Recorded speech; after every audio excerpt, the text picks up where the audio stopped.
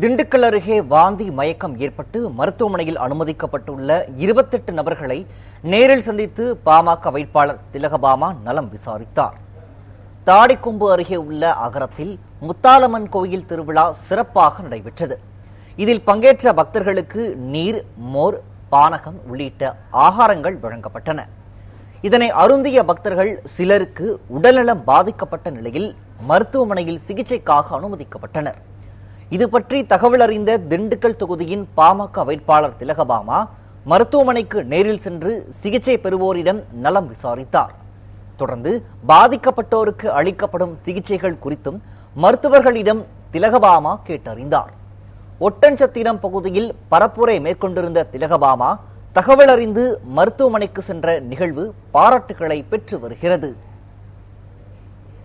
வேற வேற பகுதியிலேருந்து வந்திருக்கிறாங்க. சில பேர் வந்து ரீசெண்ட்னு பக்கத்து மருத்துவமனைகள் அப்படி பார்த்துட்டு இருக்கிறாங்கன்னு நினைக்கிறேன்.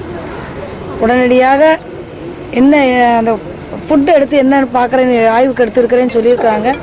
உடனடியாக அதை பார்த்து இன்னும் வேறு யாரும் பாதிக்கப்பட்டிருந்தால் அவர்களுக்கும் உடனடியாக சிகிச்சைக்கு ஆவணம் செய்ய வேண்டும் என்று டீன் அவர்களை கேட்டுக்கொண்டிருக்கிறோம்.